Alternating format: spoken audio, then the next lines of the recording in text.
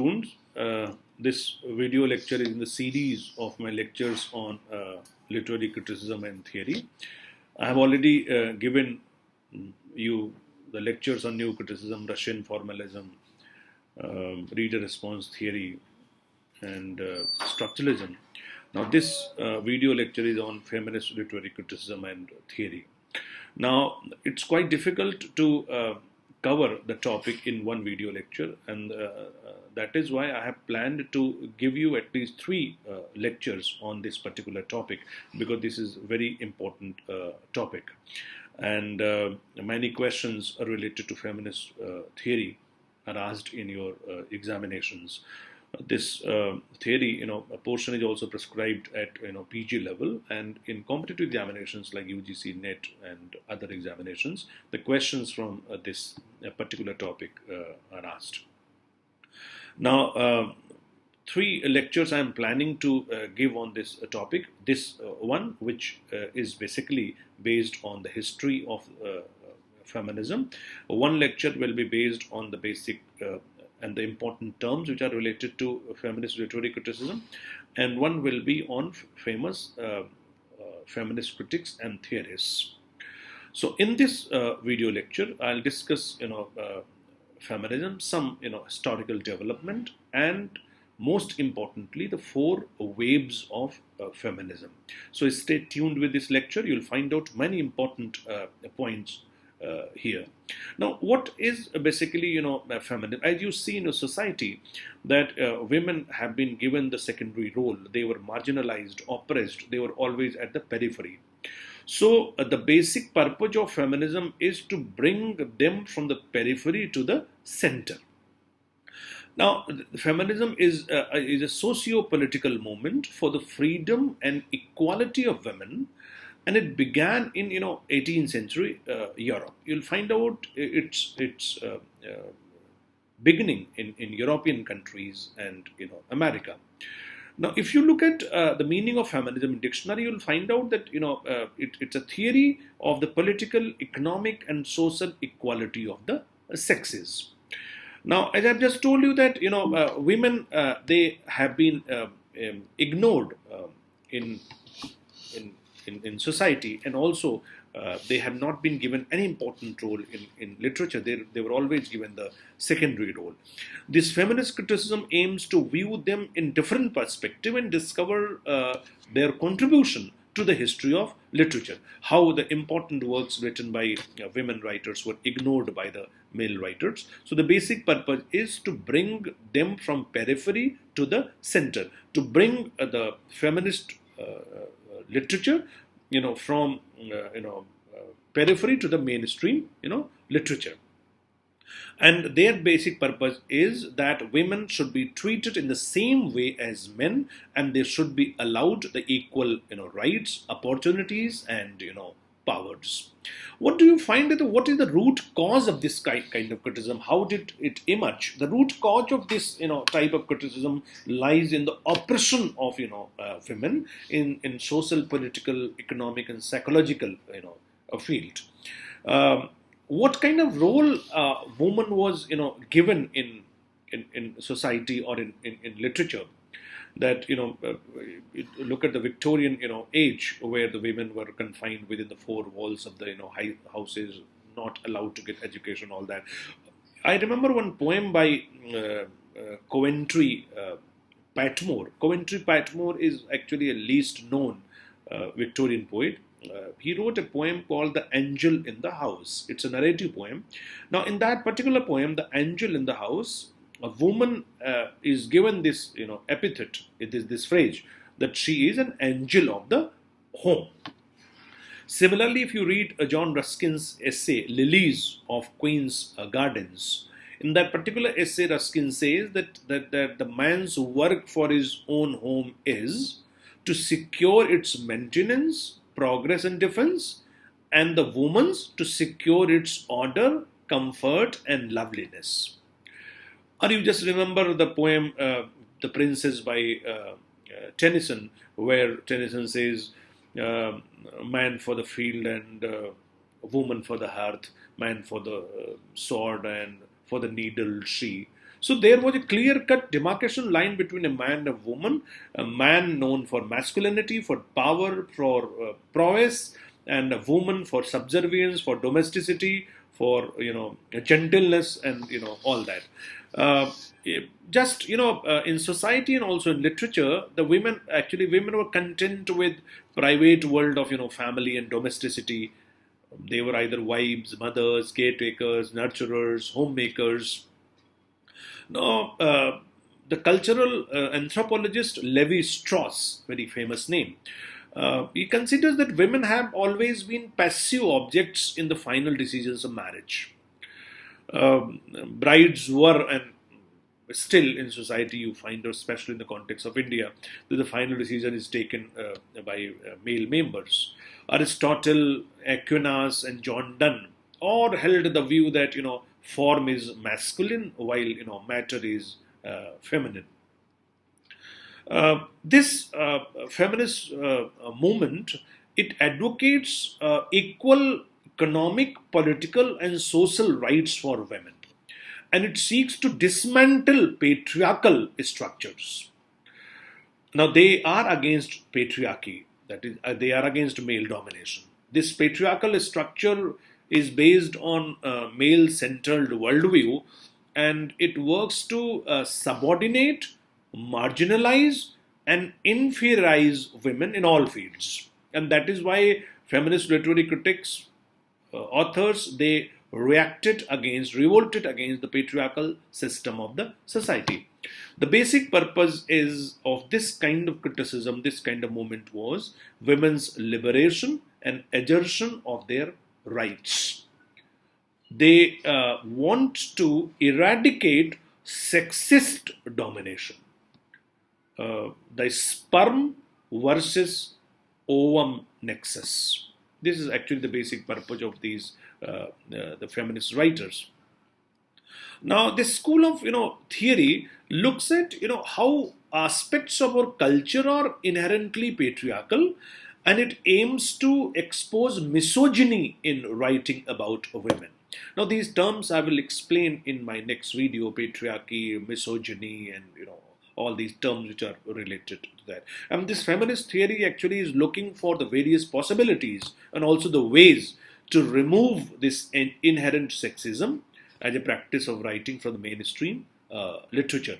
And their purpose is to bring, as I told you, to bring the women from periphery to the center. Now, in this context, you see, you'll find out that how some feminist writers, feminist texts were reread and reinterpreted. One text I would like to tell you, Uncle Tom's Cabin by Harriet Beecher Stowe, one of the important texts. Now, it was once dismissed as a trashy and sentimental novel of slavery, but now it was reread and reinterpreted as as a text that glorifies virtues of family life and motherhood. Works of male authors like D.H. Lawrence, Ernest Hemingway, they were also discussed, and these critics tried to find out how women characters are depicted in the writings of these writers. The writings of important novelists and the important texts like Jane Eyre, Mill and the Floss, they were also reinterpreted and reread. Even Shakespeare was not spared. Shakespeare's tragedies were also reinterpreted, reread in the light of feminism, and the tragedies were considered as androcentric or the masculine dramas of self definition. Now, you see, there is a very important text by Louis Tyson, and the name of the text is Critical Theory Today. Now, in that particular text, the writer is talking about different approaches which exist in feminist criticism. So, what are the different approaches which are discussed in that particular book?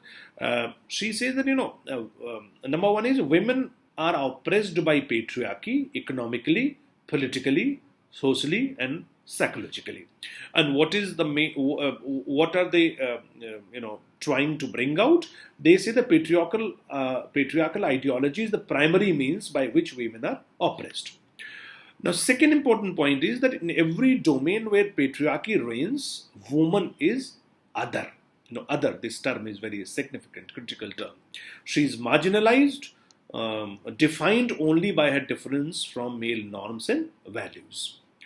Now, third point is that all of Western or Anglo-European civilization is deeply rooted in patriarchal ideology.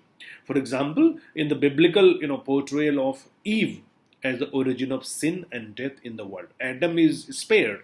Actually, it is Eve who is responsible for, origin of sin. Now, then, sex and gender, they are entirely different from each other and need to be distinguished. This is a very important point which you will keep in your mind, because it is very often asked in the examination also, that how do you differentiate between sex and gender. So, in that, in feminist literary criticism, it is said that sex and gender are entirely different from each other and need to be distinguished, because sex is biologically determined while gender is created by society or culture. Now, so, these are the points actually which these critics are trying to establish, and the goal of every female critic is to promote gender equality. Now, there are many, tools which feminist literary critics have adopted, and they have taken these tools from different disciplines, like you have historical analysis, psychology, linguistic, sociological analysis, and all that, and that is why we have the terms like intersectionality and all that.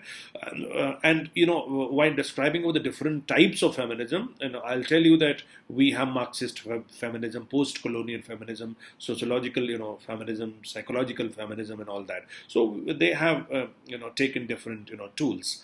Now, these feminist critics are also trying to deconstruct the way that women characters are described in novels, stories, plays, biographies, if the author is, a male.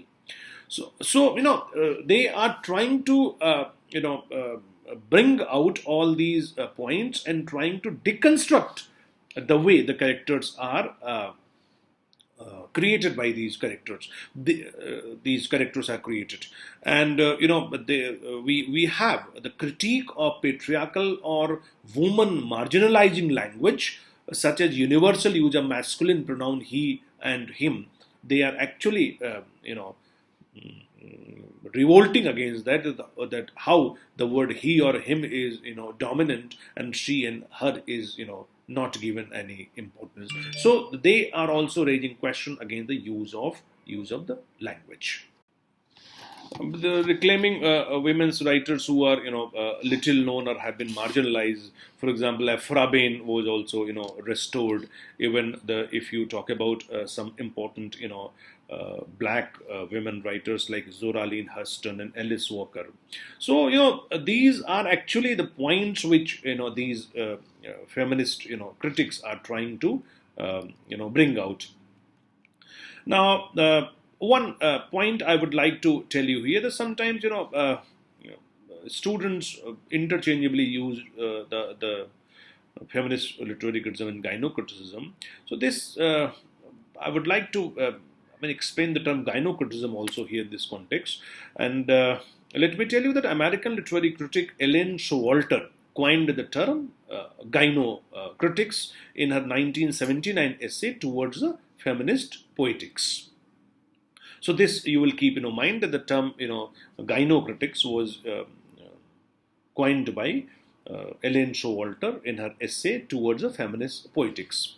Now, unlike feminist literary criticism, which might analyze works by male authors from a feminist perspective, gyno criticism wanted to establish a literary tradition of women without incorporating male authors. This you will keep in your mind, that in gyno criticism only female authors are included, but in feminist criticism male authors can be included and interpretation can be feminist.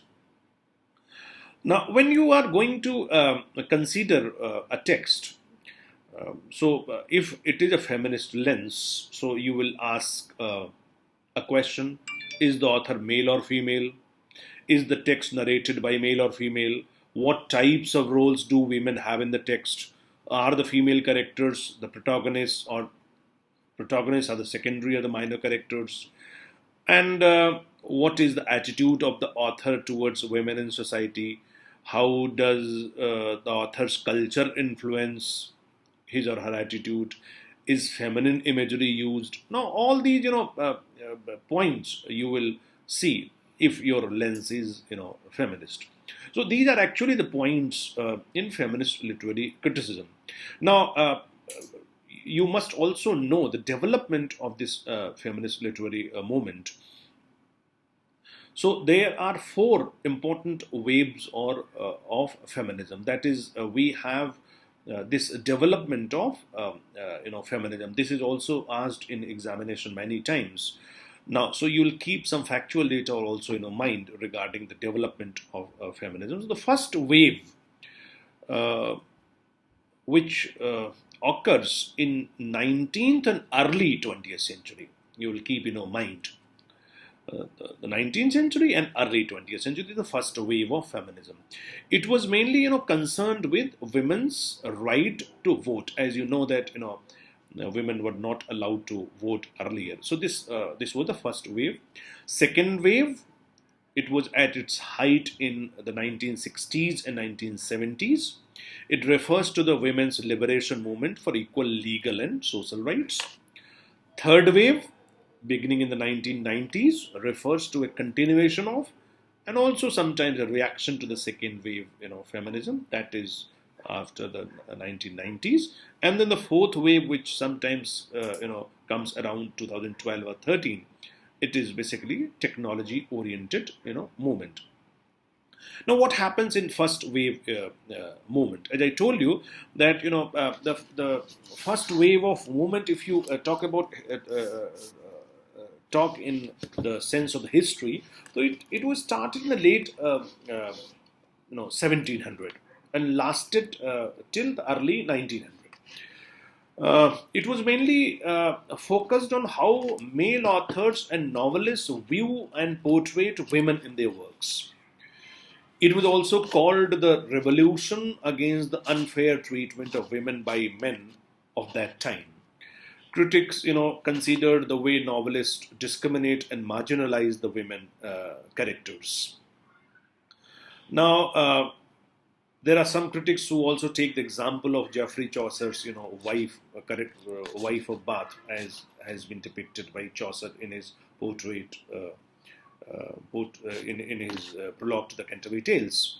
Now, the important critic, who is taken here in the first wave, is Mary Wollstonecraft, and the name of the text is A Vindication of the Rights of Women, published in 1792. One of the important texts you will keep in your mind: Mary Wollstonecraft, A Vindication of the Rights of Women. One of the important feminist texts, published in 1792. Now, this I think about Wollstonecraft, that she was a political activist and a woman of firm radical beliefs. And in this particular text, Vindication of the Rights of Women, she argues that women are not naturally inferior to men, but appear to be only because they lack education. She suggests that both men and women should be treated as rational beings, and imagines a social order founded on reason. Now, there are, I think some, maybe, as I just told you, that Mary Wollstonecraft, there are some points which are also asked in some examinations, like who Mary Wollstonecraft was. So, Mary Wollstonecraft, she married the philosopher William Godwin, one of the forefathers of anarchist movement. Wollstonecraft died at the age of 38, leaving behind several, unfinished manuscripts. She died, 11 days after giving birth to her second daughter, Mary Shelley, you are familiar with, for her text, Frankenstein. So these are the points which I have told you out of the context here. Maybe they are asked sometimes in the examination. Now, as I just told you, the Vindication of the Rights of Women, there are some revolutionary ideas which were given there in that particular text. Now, Wollstonecraft's revolutionary thought was carried forward in the 18th century by social thinkers like John Stuart Mill. He is best known for his writings on liberty, ethics, human rights, and economics. Now, this you will also keep in mind that the utilitarian ethicist Jeremy Bentham was an influence in his youth. Mill wrote The Subjection of Women in 1861, and here he talks about the perfect equality. This again is the second important text which you will keep in mind. First, by Mary Wollstonecraft, Vindication of the Rights of Women, and this J.S. Mill's The Subjection of Women. These are the two important texts which are very important. A third important critic and the writer which I am going to discuss, and who is always taken as an important contributor in the field of feminist literary criticism, is Virginia Woolf. Woolf's novels you read, they are prescribed in a course, stream of consciousness novels like To the Lighthouse and all. But Virginia Woolf is famous for A Room of One's Own, and it becomes a part of the canon of feminist criticism. Virginia Woolf, a great feminist, and in A Room of One's Own, we have some important ideas, or the germs of feminism, and that is why Virginia Woolf is sometimes considered as the founder of modern feminist literary criticism. I'm preparing another video especially on these critics and theories. There I'll discuss Virginia Woolf. Now there are some important quotes which are given by Virginia Woolf, and they are the part of this feminist criticism. She said that a woman must have money and room of her own if she is to write fiction. A woman must have money and room for her if she is to write fiction. Another important statement of Virginia Woolf is, one cannot think well, love well, sleep well if one has not dined well. And then she says, if you do not tell the truth about yourself, you cannot tell it about other people. These are three important quotes by Virginia Woolf. Now, coming to second wave feminism. In the second wave feminism, we have the influence of Simon de Beauvoir, who wrote The Second Sex, very important sex. Separately, I'll discuss Simon de Beauvoir in other lecture. But when I discuss this second wave of feminism, let me tell you how Simon de Beauvoir, say in her text that one is not born but rather becomes a woman. This is a very famous statement by Simon de Beauvoir. One is not born but rather becomes a woman.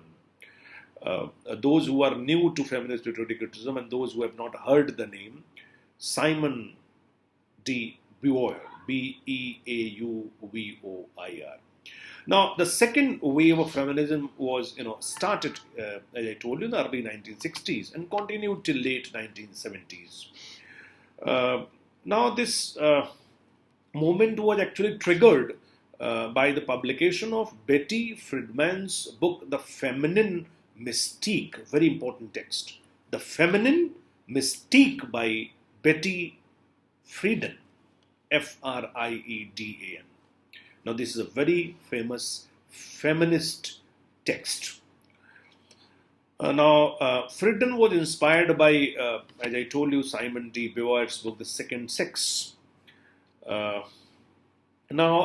Here actually, in this second wave of feminism, there are so many changes which are taking place, and radical feminism was also coming into the limelight because this movement was gaining a lot of momentum.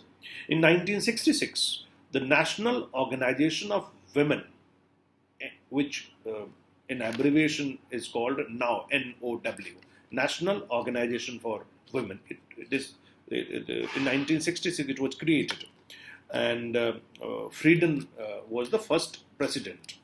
Now, the founding statement of NOW, this National Organization of Women, demanded the removal of all barriers to equal and economic advance and declared the true equality for all women at its aim. The main aim of NOW was the true equality for all women. There were so many texts because, as I told you, this movement was widely spread in European countries, in America, and there were so many texts which are very popular. Now, there is one text which was published in 1970, and that is called Sexual Politics by Kate Millett. Sexual politics. These, theorists and critics I'll discuss in some other, video. So it was brought out in 1970, and then we have one Shulamit Firestone, who was the founder of New York Radical, Feminism, and the name of the text is The Dialectic of Sex. It was also published in the same year, that 1970. Now, 1 year later, the Female Eunuch was, published. It is written by, Germaine Greer, Germaine, Greer, Germaine Greer, an Australian living in London. So we have the text like, The Second Sex by Simon de Beauvoir. Then we have Frieden's text. Then we have Sexual Politics by Kate Millett. Then we have The Dialectic of Sex by Shulamit Firestone. We have The Female Eunuch by Germaine Greer. So you have all these important, texts here in this phase. Another important point which you will find out here is that we have the name of Ellen Showalter here in this wave. Now, Ellen Showalter has given, actually, she proposes 3 phases of women's literary development. This you will also keep in your mind. And they are also very often asked in the examination. Now, she proposes the 3 phases of women's literary development. Now, the first is the feminine phase. Now, this feminine phase is from 1840 to 1880. This you will remember as she is talking about, that it is from 1840 to 1880, in which, women writers mostly followed the established tradition. This is feminine phase. Now comes feminist phase. This is from 1880 to 1920. Now, in this phase, women protested against inequality and repression and fought for their rights. This is the feminist phase, 1880 to 1920. Now, the third is the female phase, 1920 to the present, in which women have changed their focus from highlighting the misrepresentation of women in male texts to discovering women-oriented texts written by women. This is actually based on the self-discovery. So this you will also keep in your mind, Ellen Showalter's division of this history in 3 phases, and that is feminine, feminist, and female. Now, the third wave of feminism. Now, this third wave feminism, it is started in early 1990s. And this actually continues until the fourth wave started around 2012-13. Now, the feminists, consider the role of, equal civil rights and other movements during the second wave. But, they see the feminism, from a different perspective. They emphasize on the individual rights as well as the acceptance of diversity. So, third wave actually saw the diversity. This third wave actually, it witnessed the emergence of new feminist, currents and theories. For example, intersectionality. This you will find out in third wave. Intersectionality, sex positivity, ecofeminism, transfeminism, postmodern feminism. This you will find out in third wave, feminism. All these terms are very significant that I'll discuss in my lecture on terminology related to, feminism. Now, the last is this fourth wave, feminism. It is a phase of actually feminism which that began around 2013. And the basic focus, as I told you, was on the empowerment of women, and the use of the internet tools. How, by the use of the internet tools, women were trying to show their solidarity, how women were trying to show their, the power, and how they were, getting united. Now, the fourth wave feminists use, contemporary print and the social media to collaborate and mobilize and speak against abusers of, power in seeking for the empowerment of women and seeking, justice against assault and harassment, and also for bodily autonomy. Now, this fourth wave feminism, actually it harnesses digital media for a far-reaching, a platform, as I just told you, to share their perspective, to share their views, to give the broader, platform. Now, Kira Cochrane, you just remember the name, Kiracochrane. Kira Cochrane, she has argued that fourth wave feminism is defined by technology. This is the line by Kira Cochrane, one of the feminist critics, and she says that fourth wave feminism is defined by technology, and it is characterized particularly by the use of Facebook, Twitter, Instagram, YouTube, blogs such as feministing, and the basic purpose is to challenge misogyny, how misogyny prevails in society, and they attacked on that.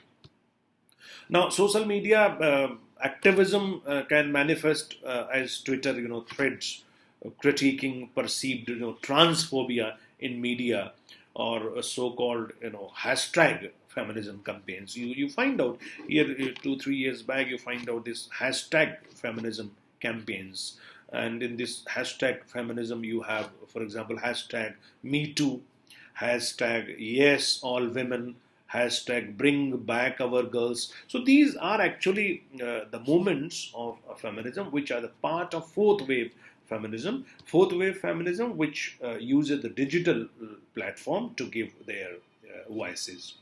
So in this video lecture, I have discussed feminism, feminist literary criticism, how it developed, how the women characters were depicted by the male writers, what the basic tools and assumptions of feminist criticism, how feminist criticism is different from gyno criticism, and how are there four waves of feminism. So this much is enough in this video lecture. In next video lectures, I will focus on some important terminology which is used by feminist critics and theorists, and also in another video lecture I will focus on important critics and theorists, because you will find out many questions in your examination from those critics and theorists. Thank you very much.